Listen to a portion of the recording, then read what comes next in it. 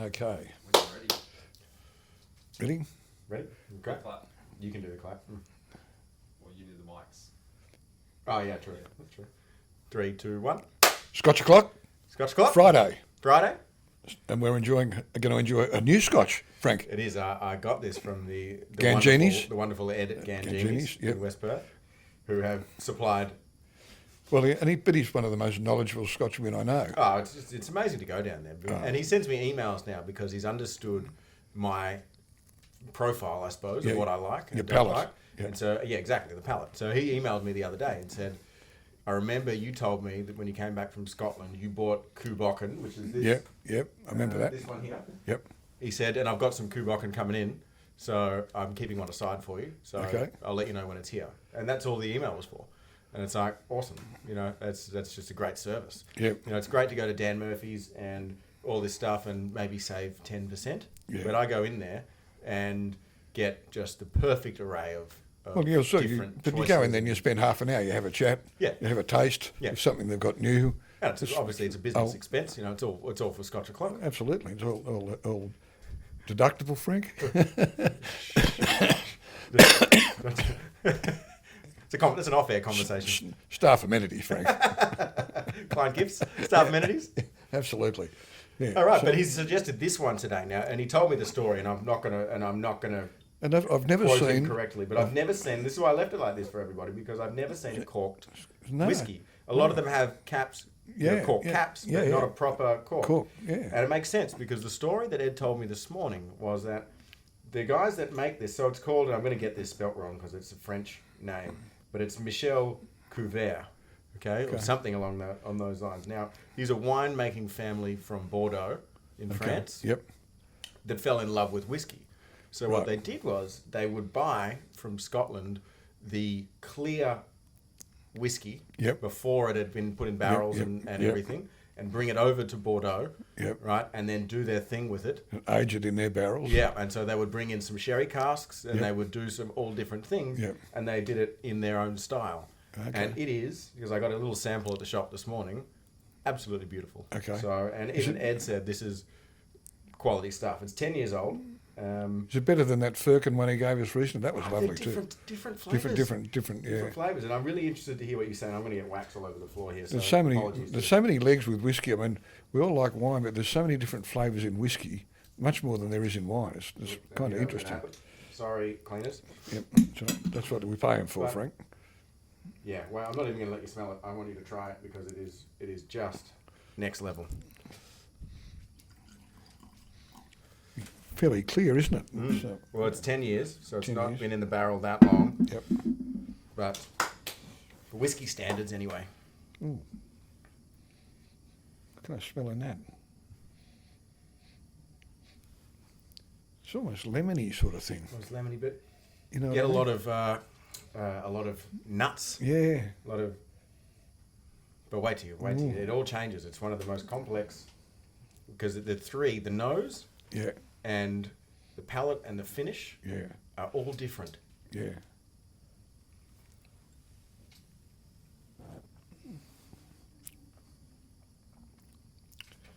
Ooh, that's nice. Right? Yeah. It almost It's different. becomes. It's different. And it almost becomes like dry, and Yeah. it's like a lolly. It's Oh, chewy yeah. and dry on the. It's beautiful. Oh, yeah. It is absolutely. We'll probably sit here and drink this whole bottle today. Absolutely. Well, yeah, Aladdin couldn't wish Obviously, for more. obviously, once we discuss important business topics. Yep. And such. But- Which is today. Well, I thought we'd talk a bit about sales because it's been our objective for this first quarter was massively about revenue generation. It is a peak season for us anyway. And we've done pretty well anyway. Correct, yeah. But I just want to discuss, I guess, a little bit the methodologies and hear your thoughts on how it used to be, how it is today, Yep. and what is successful and what is not. Well, of course, it used to be bars, boats and hookers, and that was very successful. Worked well for us back in the day. Note to self, order hookers for clients. That's right. Back in the day, as it did for your grandfather. Well, the wonderful boys at Cohesion who were doing the video production and everything for this Scotch o'clock Yep. are clients. So, I mean, may I suggest that as a Christmas bonus for Cohesion, we follow some old school. It was like a, Angelo's. No, like no. a- like I a- don't think his lovely new fiance would be so happy with that. I do remember winning a client for a particular company I was working at, and I did organise, myself and a mate of mine organised a couple of hookers, you see. I said to my boss the next day, he said, "Did you win the business?" I said, "We got the business." And I said, "But I had to get a couple of hookers." And I said, "How do I put that on my expense account?" He's just put it down as a lunch, son. See, but everyone, that's just the way it was done. Back But in these those days, I mean, is there FBT on a hooker? Yeah, who knows? But what was the point of that, right? The point of that was developing a relationship with the prospect or maintaining a relationship with the client, and that was akin to what it was like in the 70s. I think that lots changed, but the basic idea that to really win a client, you've got to sit down with them and eyeball them hasn't changed. Yeah. The method of getting them's changed a lot because we've got social media and all those other interactive things that we use these days. But to get, like you and I, you know, with us, if we get in front of people, we don't lose them. And that's really old school. I'm sitting here, and I've said it all along the years. People will do business with if they trust you. Well, particularly for us in professional services. So because we want clients for a long, long time. Right, and we do a lot for them and a lot with them. And how many dongles have you got on your desk? I mean, we pay people's bills for them. Well, I don't like to keep my dongle on my desk. No, it's not very big inappropriate. enough. It's not big enough, Frank. That's not the story. Hey, it's hereditary. Dear me. But you know, there's a huge amount of trust in what we do because we pay a lot of people's bills. So it's really a very strong relationship. When I look at what I do for a number of clients that I our older clients that I still deal directly with, and there's just huge trust. I mean, if you and I wanted to nick off to Brazil with $1 million, we probably could. But I ain't doing it, and we don't want to go to jail. I don't want to go to jail. No. I don't want to go to jail. I'm too old for that. You're too old, I'm too pretty. Yeah, you're too pretty, but you wouldn't last 5 minutes in there. So, getting back to what you're asking, a lot has changed, but the basics have not changed. That's really what I was getting to. In my days, when we were building the leasing business in Avis, I literally started with the who's who at A. Just rang people. Yeah. That's just old school cold calling. And I probably got 8 out of 10 knockbacks for an interview. Well, you followed the normal sales metric. That's right. Whatever. These days, perhaps the number of touch points, the number of things you have to do before you get to a conversion, right? Might be longer because the ability to get information to people is so readily available across all these platforms. There's also, I think you said it the other day, there's a lot more noise out there now than we used to have. Well, there is noise. I think that we're getting obliterated on our phones. So back in the 70s, you could walk down the street without being advertised to. No, absolutely. You could sit at home on the couch and not be advertised to, right? On TV, yes, of course, TV ads were up and coming, and radio, of course. But now, someone rings me, if I go and click on any icon on my phone, social media-wise, I'm going to get advertised. Yeah. So you can't really, and we spend so much time on our phones and on the internet, it's just, you are always surrounded by ads, whether you're sitting at home on the couch, whether you're at work. So how do you make something profound enough to get people's attention? Get people's attention. Yeah, right? It's a real challenge. Which is, in my day, because once you're on the phone to somebody, you can actually get their attention. That was interesting. But if you get through to the right people, like when I was going through the who's who, I'd normally go for the financial controller or director. Yeah. If I got through to them, I could normally get an appointment. Sometimes getting through to them was a bit of a challenge. Yeah, well, there's always gatekeepers, reception assistants. Receptionists and PAs and all that sort of stuff. So if you get through to people, you can engage them. But to get, I don't know how you do it that well these days with all that stuff that's out, whether it's Facebook or Instagram and all the other bits that are going on, how you get people's attention. But I think it's, again, it's very industry and business type specific. Yeah. I mean, for us, why would we do Scotch O'Clock? Who's going to watch Scotch O'Clock and say, I want them as my accountant? Or advisors. Certainly not the Mormons. Well, I don't think they are.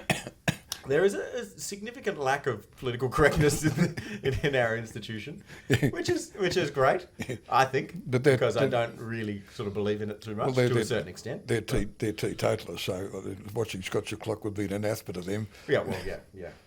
Well, that was because, as you know, with your grandfather, wonderful man he was. Man of the cloth? Reverend? No, Frank Thomas. Your grandfather, Mike. Okay, yeah. Because at my stepsister's wedding, who was a Mormon, it was a dry wedding. Well, your grandfather was never going to accept that. Of course not. No, so he put a whole heap of vodka in the punch. The Mormons were having a lovely time, Frank. I'm sure they're having a ball. Coming back for more and more scotch, more and more punch. Oh, God, he was a character. Well, it's funny because I've had the same conversation. I say conversation, I use that term very loosely with Anna's mum. Yeah. Because my partner, Anna's mum, doesn't speak English and I don't speak Italian. Yeah. And the wedding, because Anna wants it to be vegan. And so Anna's family is saying, well, instead of sneaking some vodka into the thing, they're going to bring salami in their handbag. So that the wedding is truly Italian. Unbelievable. But yes, getting back to it. Yeah.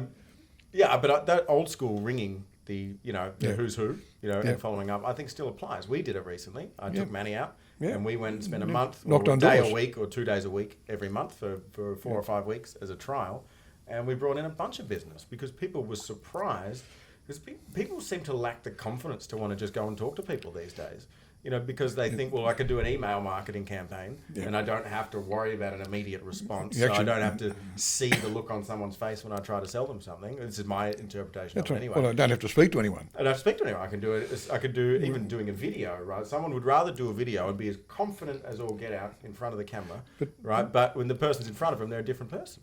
But I think people in our business, especially accountants, people respect the fact that you come and knocked on their door. Well, because I'll guarantee you there's not many accountants will do it. No, and we started with supermarkets, and the reason we started with supermarkets, aside from the fact that we look after a heap of supermarkets already, is the fact that the suppliers of a lot of different, different lines of foods and whatever, right? That's how they get business. So their reps will show up at a supermarket, they'll ask for the manager, right, and they'll say, we're from Schweppes, we're from, European foods, we're from this, we want you to stock our product, right? And that's how it happened. So we thought, well, if we go in and do the same thing and say, well, we're from Alderton, we want to do your accounting, right? We want to be your advisors, we want to manage that side of your business, right? They were quite shocked, but you always got the conversation because standard practice with that target client was, oh, well, we'll talk to them because if we can get a good deal, that's how it works. But they're normally focusing on, but as soon as you sort of tier that towards, it becomes less about a good deal, more about, well, what can you offer me? That's right. But you're already in the door. Yeah. So that makes a huge difference. And then you can build that trust face to face. Because at the end of the day, like you said, it is all trust. Yeah, absolutely. But you can't build trust, I don't believe. You can't build trust on social media, on Instagram, to an extent big enough to land a client for an accounting firm that wants to, we're going to control money. I think social media is probably good in a lot of ways for branding, just getting your brand out there, maybe. I don't know, you guys are more of an expert on that than drinking. me. Beautiful. How nice is this? This is absolutely fabulous. Do you want one, Angela? No. Our producer's being very good. Yeah, no, he's just got his tequilas over there. So Actually, a couple of shots. Yeah. I wouldn't be surprised if the camera's pointed outside the door instead of at us. Well, he might have. He's of Italian heritage. Well, So maybe some grappa. He might have Grappa would be more grappa appropriate. or a bit of Galliano or something. We used to have Galliano pie, but I can't go there at the moment. Yeah, we won't go into that those sort of stories. I'm going to have a little dabble more. That's too good. Yeah, so, look, and then I think I've told you the story of the number one car salesman in America, which again is going back to my day. And he got employed by a dealer, I think in LA, and he just put him in an office, and he did the same. He started with the white pages a day. He just started ringing people. And what his line was, oh, hello, Frank, your car's ready for delivery. I haven't ordered a new car. Well, do you want one? I mean, it's just clever. It's clever. And he ended up the number one car salesman in America just from doing that, just ringing. I haven't ordered a car. Oh, would you like one? Well, maybe. But do you think that's because people believed it's an accident, or do you think that? I think. Like, what's the reason that someone is more receptive, do you think, to that conversation than when you walk into a dealership and he says, "Do you want to buy a car?" Yeah, well, you never say that when you run a dealership. I've run dealerships. Well, of course, but you get what you get the difference. Because they're off guard. Because they've already got the guard up when they go in. Yeah, I think they're off guard, and I think America is much more consumer oriented than we are. Do you know what I mean? They're born buyers over there, and of course cars are a lot cheaper over there as well. But all I'm getting is that was just old-fashioned selling. Yeah. Just making an appointment. If they said yes, he'd make an appointment, go out, and normally he'd sell them a car. And in the end, I think before he retired, there's literally people queued up outside his office to sign orders. He was that popular. again, see, trust. Yeah. It was all about trust, and he was an honest salesman, which is good. Yeah. And I've met some terrific car salesmen. Even your old mate that sold the websites was a very, very good salesman. Yeah. Jamie. Yeah, very He good. couldn't play squash. No, well, yeah, no, he lost several times to me, but it was great for me. But he was a very good salesman. But you know, I think that style of selling is still very difficult to do. And we look from our point of view. I mean, some of our biggest lead sources are actually from other professional services businesses of sorts, or referral partners, or asking clients for referrals. But to nurture those can take quite some time. So if you're trying to look for a referral source from let's say we want to get them from the lawyers, from the liquidators, from the advisors in the city, from whatever, anything like that might have access to clients that we want, they've got to build trust in us before they're going to put their name to anything. Oh, yeah. Well, because if I refer one of our clients, in particular our best clients, to anybody, I've got to be 100% sure that the person I'm referring to is exceptional. Well, we've had our fingers burnt on that. We lost a big client because somebody screwed up that we referred to. So never again. Yeah, absolutely. So now we do our homework, but that can take quite some time. Yeah. So, but we have a long gestation period. If that's another big word, Frank. Did you get that one, Angelo? He's writing down all these big words that Dad's throwing out. He's displaying superior intellect because he knows I can't spell or speak or write. But I promise I'm good with numbers. Brilliant with numbers. Just not, good with words bigger than bus driver. But anyway. Well, that's two words. 2 words. Isn't it? Yeah. Or marmalade. That's Marmalade, one. yeah. That's one word. Yeah. Anyway. Yeah. So, yeah, you're right. The times have changed. There is a longer period now, and also people like when I was running motor dealerships, we didn't have social media. So people did come in. Yeah. Now they've made up their mind before they walk into the dealership. They've done all their homework online. But I think the closing rate's still about the same. It's about 2 in 10 or something. Yeah, but it's always been the same. Yeah. The number of people that'll take the call, the number of people that you'll get an appointment with, and the number of people that you'll close. Yeah. It's always been the same. Yeah. It's just the amount of times you might have to make the call or do other things, whether it be social media or things, before they'll actually take your call. Yeah. Might be a different situation, but it's those key milestones, I suppose, that is the same. Yeah. But, for example, we got a very good client back in January, and we'd been, on several occasions, taking that person to lunch for 3 years. Yeah. We met them 3 or 4 years ago, and it's not every week, but, 3-4 times a year at minimum, and then you end up with a great client. Yeah. But the old lunching philosophy works. It just works. Works. Because people, I think that you put someone around a lunch table, and it can be just he and I, or you and he and I, or a group of people, or her, whoever it might be, a group of people. It gets people, lunch with a couple of drinks and good company. It gets people very relaxed. Yep. And people just show who they actually are. Yeah, that's right. Right. It's not a sales meeting. It's not anything. It's just and if you don't get along with people, that's fine.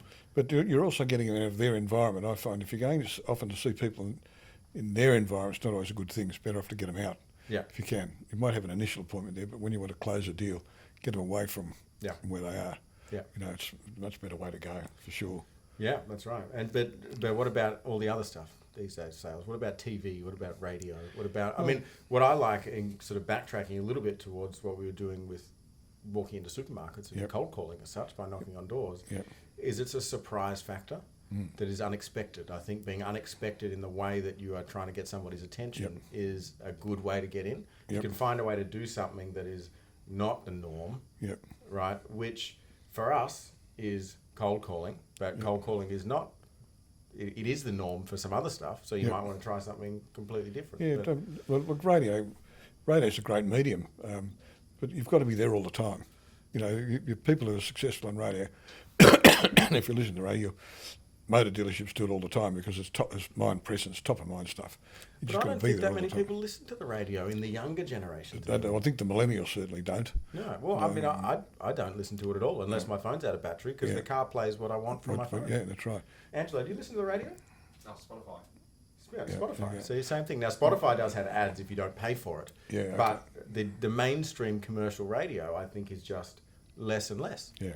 You know, TV. Well, again, it's TV's. same. Netflix, Stan, KO Sports, Foxtel. Yep. You know, it's Yep. well, Foxtel has ads too. Yeah. But But they all do. But the advertising dollar's been spread around so much now. Where again, back in the 70s, there was only 4 TV stations. Yeah. They made a fortune. So Packer made a fortune. Not anymore. You know, and TV again, it's still fairly expensive. I've only ever run one. Well, we used it a lot at radio rentals when I was there. But again, it was successful then. But there was no social media. yeah, We could actually tell then when we ran ads on TV. You know, I'd walk into the phone room and they used to have a counter. You could actually watch the phones go up. yeah, It's amazing. Within 30 seconds of the ad, you just go boom, boom, boom, boom, boom. And Yeah. for 5 minutes, you'd have a whole heap of home phone calls. So it worked. It was very effective. yeah. And look, social media is great for if you've got a product-based business and you're selling stuff online. Like, I've bought stuff from social media before. I've seen an ad on Instagram or an ad on Facebook and bought whatever the ad was. Yeah. You know, because I was looking for it. Because of course everything follows you around the internet now. Yeah. So you go at your home Well, once office you- or at your computer at home, you look at some website, it tracks you. Then tracks you, all of yeah. a sudden you're on your phone, you know, sitting on the bus, and you get an ad for what you've been looking for before. Yeah, I So know. you end up buying stuff. So it's very clever. I get that. But for a professional services firm, and this is why I think it's important that people understand Yeah. who their client is, when they're going to be looking for clients, right? And how they present themselves to the marketplace, need to really make sure they cover off on everything. Otherwise, you're going to invest a lot of time and money in the wrong spot And waste it. and waste it. Yeah. Yeah, absolutely. Yeah. But for us, social media is simple. Yeah. We just want to show that we're accountants with personality. That's right. This is nothing more than that. You know? We're not Absolutely. expecting to get a credit card from somebody watching these videos. No. If they want to send them through, by all means. Yeah, but well, we'd yeah, rather yeah. meet you first before Yeah. we charge you. Before you debit your card. Absolutely. Yeah, you're right. So, yeah, no, I think a lot's changed, a lot hasn't, really, to sum it up, you know, because the old story, like you say, get in front of people, look them in the eye. But I wish the deal was still, you know, the handshake deal was still as good as it used to be. That's Not that I was around back then, but, you know, I listened to how business was done. Yeah. And, you know, it Exactly was what just, happened. the deals could actually be done at the lunch table. And I guess to a certain extent these days it can be, because we'll go to lunch with someone and they'll say, I've got a client for you, or we'll Yep. say, we've got a client for you. Yep. And, you know, you send a referral across, right? So Yep. that can happen. Absolutely. But, you know, back in your day when you were, you know, working with AGC, Yep. you know, you would approve a loan at the lunch table. Well, right? And these days the red tape is sort just, of saying, we'll do it. yeah, I was talking to, because no one has a discretionary limit anymore to do anything. no, I was talking to one of the finance brokers the other day, you know, and we were just reminiscing on that. But look, I remember my father telling me, your granddad telling me that this was when I was in my teens, they'd been out on Serenade, that wonderful boat they had in Sydney Harbour. Well, we've got to give us a bit of background on Yeah, we'll Serenade. do that. But he and the chairman of the company at the time had approved £1 million. This is £1 million, $2 million in days. This is in the late 50s, on a handshake to a string of motor dealerships in Sydney, interest free, because he wanted all the retail paper. £1 million on a handshake, Interest free. interest free. You know, like, but they made a fortune out of it because they got all the retail hire purchase paper. So, you know, that's the way those deals work. But the fact that they just shook hands, and Ian, who was the chairman, would just say to the troops around him, well, I've agreed to that, now you guys put all the paperwork into place and make it happen. But that's the way it was done. Yeah. It was literally done that way. You know, and those people never defaulted. You know, You get a deal like that, I'd never default either. no. You give me $2 million interest free. I think they ended Anyone up- out there wants to give me $2 million interest free, and we can put it towards some good stuff. That particular group, I think, ended up with something like, I don't know, 50 motor dealerships around Australia.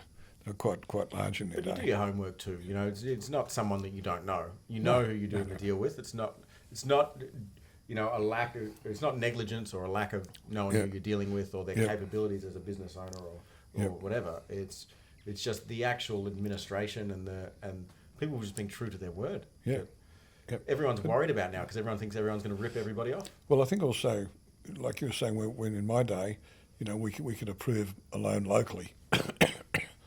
Today, that just doesn't happen. It's got to go after credit, which is often interstate. Nobody's got any authority to do anything. And that's kind of sad, you know, because you remove... we were encouraged to make decisions. That was the important bit. But I guess these days, you know, and there's a lot of parties at fault to this now. Is that the average, if you're talking about home loans and personal stuff, Yeah. you know, the sort of mindset of Australia is that debt is cool. Yeah. Not cool, but debt's fine, right? So it's now got to a point with the introduction of credit cards and overdrafts and all kinds of other bits and pieces that means that you could give someone money that has absolutely no ability to pay you. No. Right? And they could be completely presenting the right thing to you, but they have no ability to pay because they've got all this debt that you don't know about until you actually go to credit. That's right. Back in the 50s and 60s, people either had money in their bank or they didn't. Yeah, that's right. It's really It simple. wasn't credit cards weren't what they are now, and all of these sort of other facilities around. Short-term lenders, we'll give you $5,000 in 1 hour. Yeah. No, On an app, have $5,000. So in that situation, it's different. So I kind of get it. But from our point of view in professional services, you do a deal, you do a deal. Yeah. I'll honour it. Yeah, we stick with what we do, and we pay for our mistakes. We screw something up. We've never done that, obviously. No. Well, auditors don't make mistakes, but no. Well, the only mistake I ever made was once when I thought I was mistaken, and I was wrong.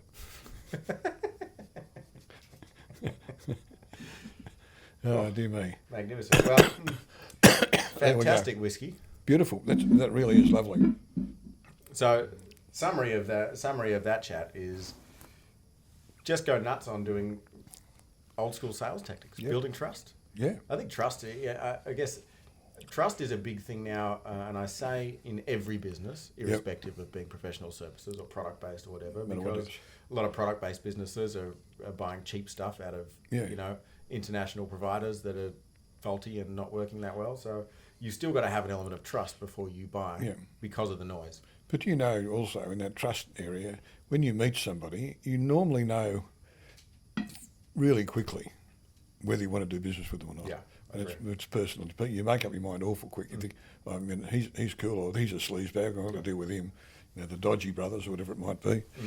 Anyway, there you go. Beautiful. So, Michel Couvert, C-O-U-V, it looks like V-R-E-U-R, Couvert. Yeah, I'm not good on the French language. It's whiskey. It's from France, but obviously with parts from Scotland, parts from around the place. But it is absolutely delicious. Superb. Yep. Recommend it. Whiskey Vigneron. Absolutely beautiful. Superb. I suggest go and see Ed at Ganjimi's in West Perth if you want to get your hands on some. I've already reserved an extra bottle. Okay. Good thinking. Guys, thanks for joining us. Take it easy. See you next time.